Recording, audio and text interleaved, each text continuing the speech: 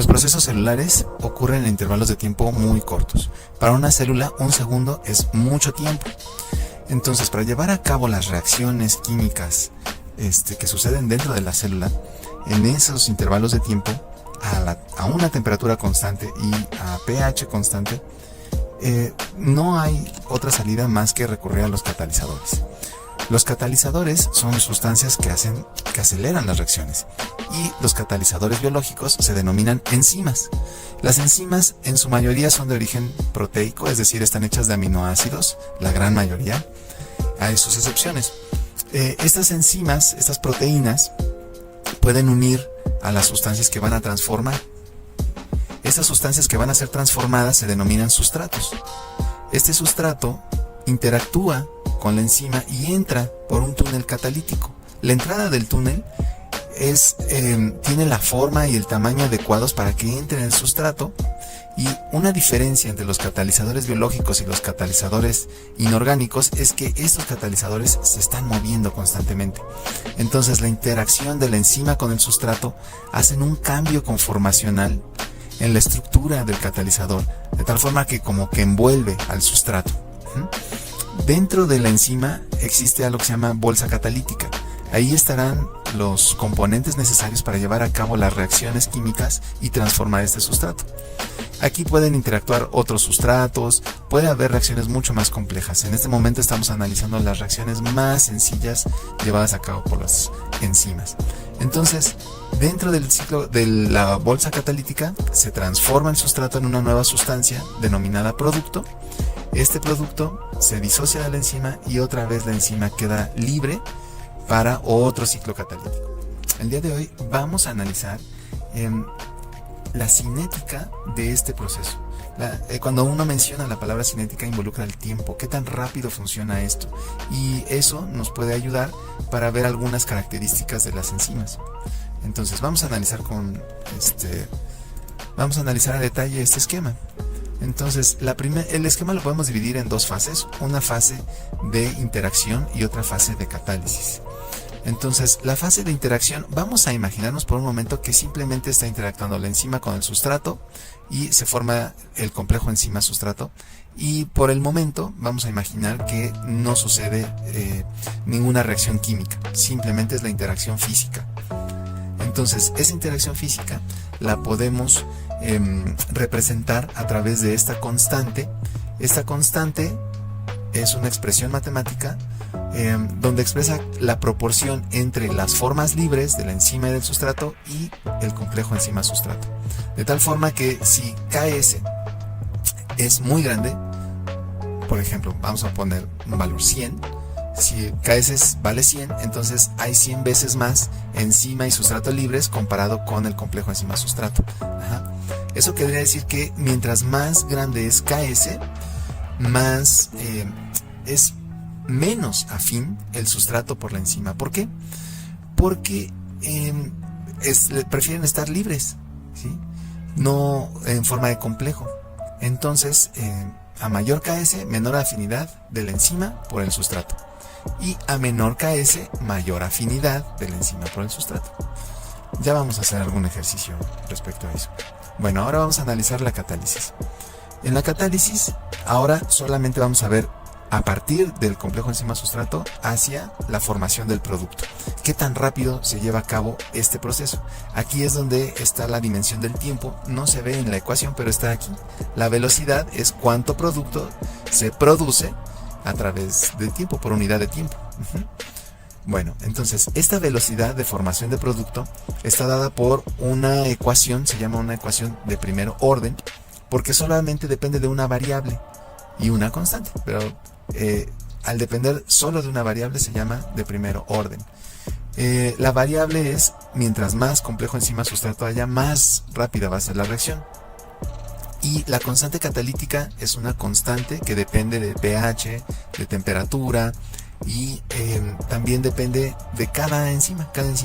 Cada reacción enzimática va a tener una constante catalítica particular a condiciones particulares. Entonces, esta es una constante y la velocidad solo dependerá de cuánto complejo enzima-sustrato haya.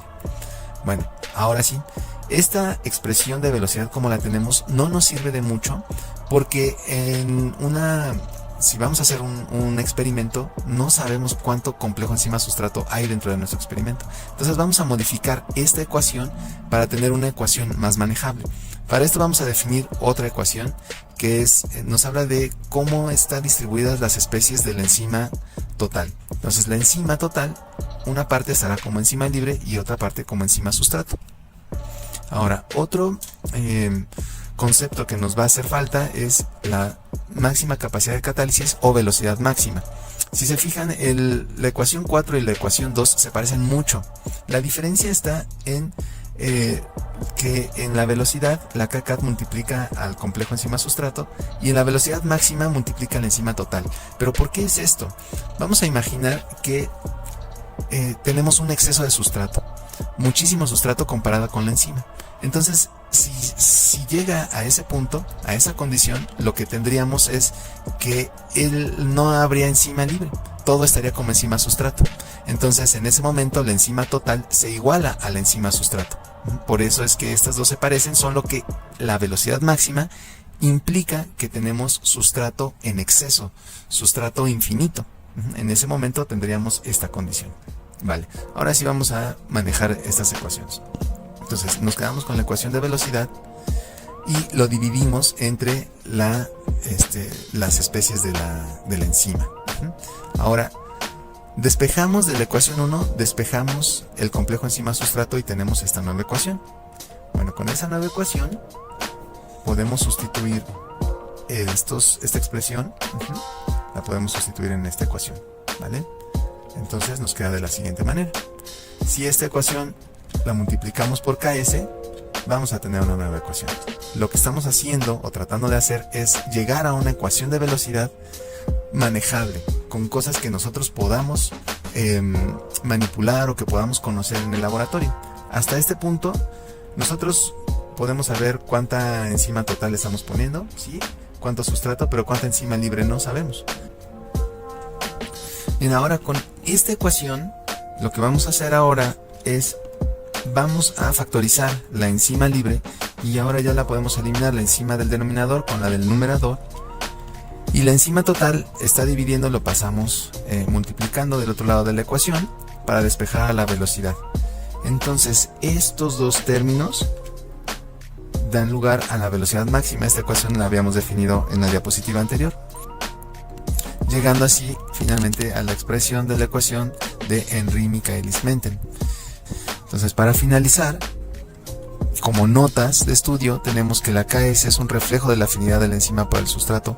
A mayor Ks tenemos menor afinidad, a menor Ks tenemos mayor afinidad, y la velocidad máxima es un reflejo de la cantidad de enzima activa que se tiene en la reacción, ¿vale? Ahora, vamos a trabajar un poco con esta ecuación. ¿Qué sucedería en un caso donde la concentración de sustrato es muy pequeña comparada con el valor de Ks? Recordemos que este es un valor, es una constante. Entonces, si tenemos eso, un valor muy pequeño de sustrato, podemos despreciar al sustrato comparado con la Ks.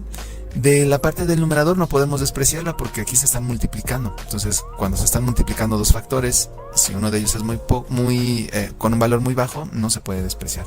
Pero en una suma sí.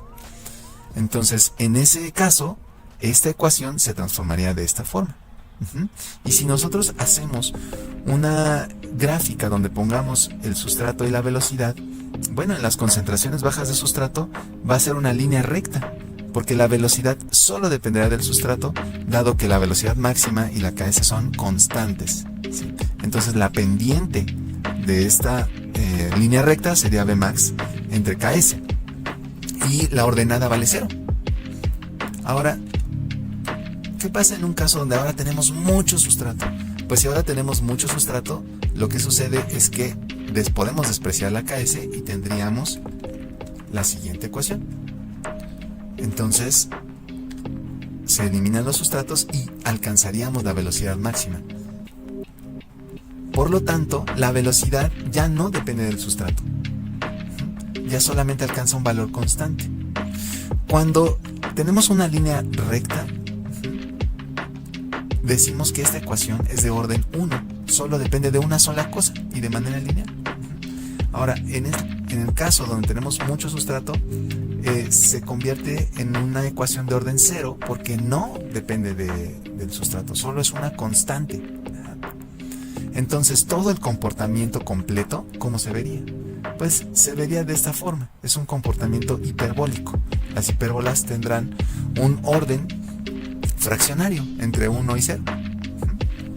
Bueno, vamos a seguir trabajando con esta. ¿Qué pasaría en el caso donde el sustrato y la KS son iguales? Entonces ya no podemos despreciar una o la otra. Si son iguales, entonces la ecuación se convertiría en esto, ¿no? Como son iguales, yo podría sustituir KS por sustrato. Y luego, al sumar sustrato más sustrato, tendríamos 2 sustratos y podríamos eliminar estos sustratos. Entonces obtendríamos la mitad de la velocidad máxima. Quiere decir que justamente a la mitad de la velocidad máxima tendríamos el valor de KS. Entonces esa es otra forma de la interpretación de KS. KS la podemos definir como la afinidad de la enzima por el sustrato o como la concentración de sustrato a la cual se alcanza la mitad de la velocidad máxima. Entonces aquí ya tenemos una idea de que la constante KS debe de tener unidades de concentración. KS es un tipo de concentración, es una concentración a la cual se alcanza la mitad de la velocidad máxima. Y la velocidad máxima se alcanza cuando el sustrato es infinito, es un valor teórico. En teoría nunca lo alcanzaríamos, ¿vale? Bueno, entonces vamos a hacer un pequeño ejercicio para utilizar esta ecuación. Entonces, un ejercicio podría ser: ¿cuál es la concentración de sustrato necesaria para saturar un 90% a una enzima con cinética hiperbólica? Entonces, ¿cómo vamos a solucionar?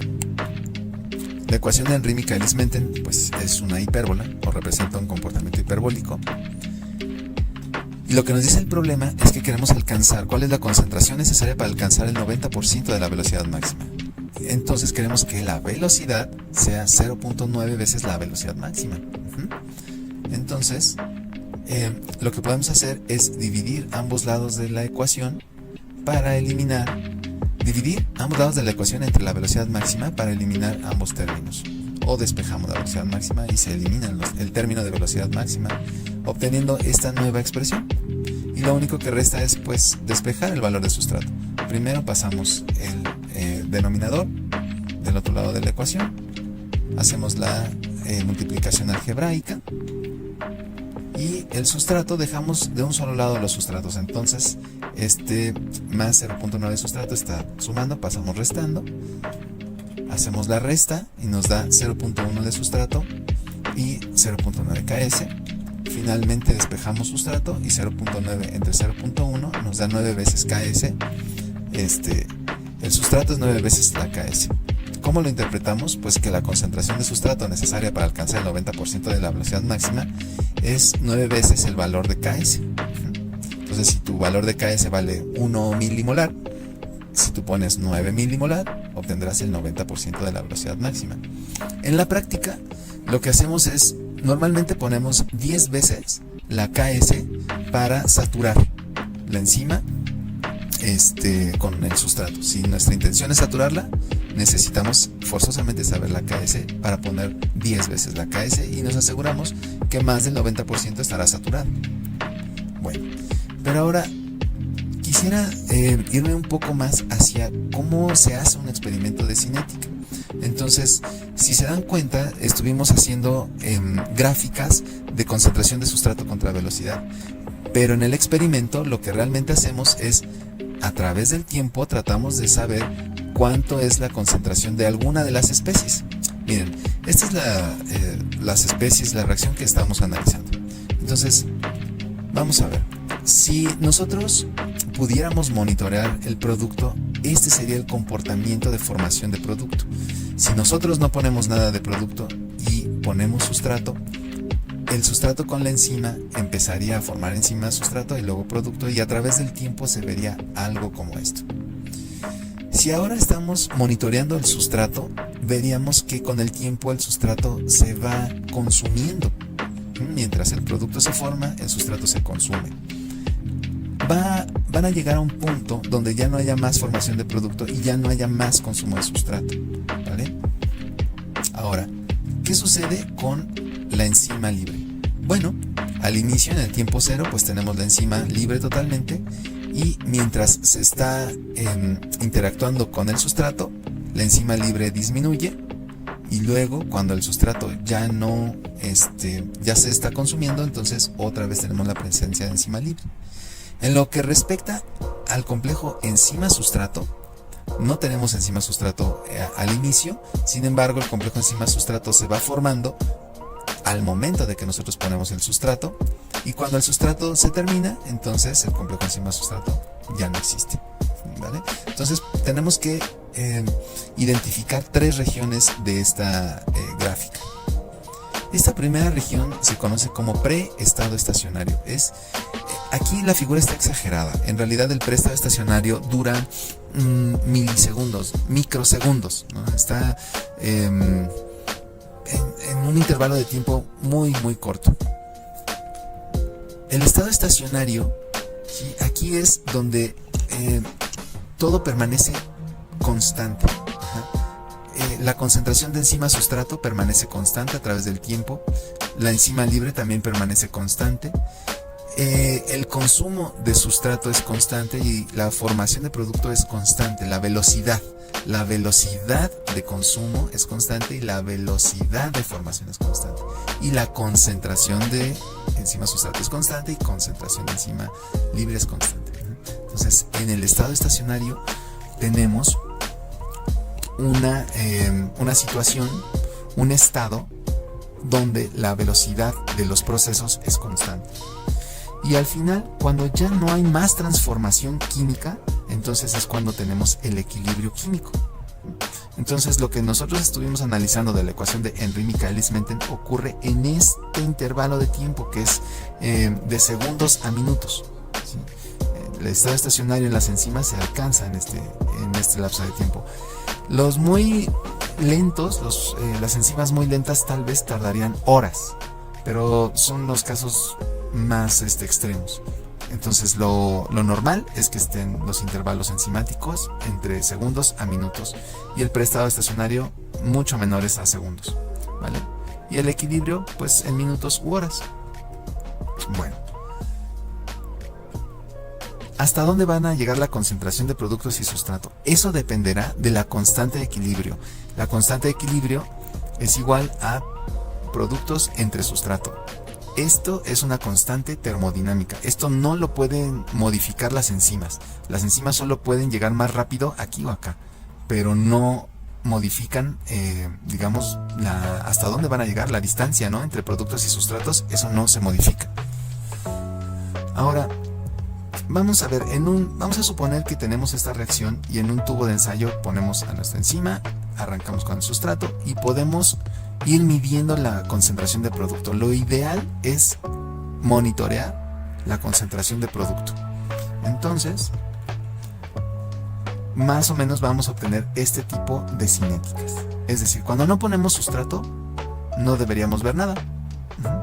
Ponemos un poco de sustrato y lo que vemos es una pequeña pendiente y luego se acuesta, es decir, ya llegó al equilibrio.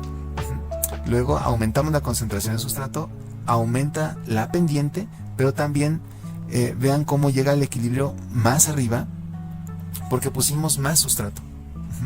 Entonces recuerden que estamos monitoreando el producto, pero la formación de producto dependerá de cuánto sustrato. Recuerden que esta distancia no se puede variar.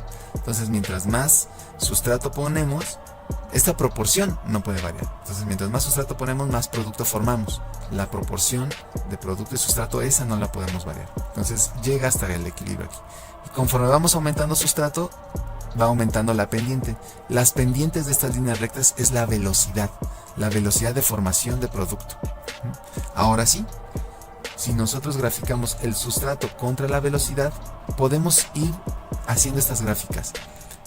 Cuando no tenemos sustrato, habíamos dicho, no tenemos velocidad. La pendiente es 0. Cuando ponemos algo de sustrato, esta será la pendiente. No hasta acá, sino solamente la pendiente de interés es esta, en estado estacionario. Pues todas estas cinéticas que hacemos, las hacemos en estado estacionario.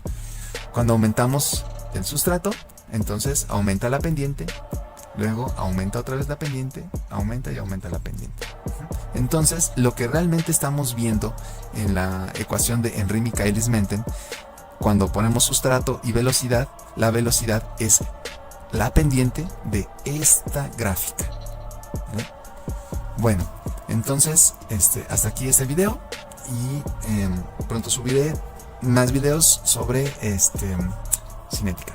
¿Vale? Chao.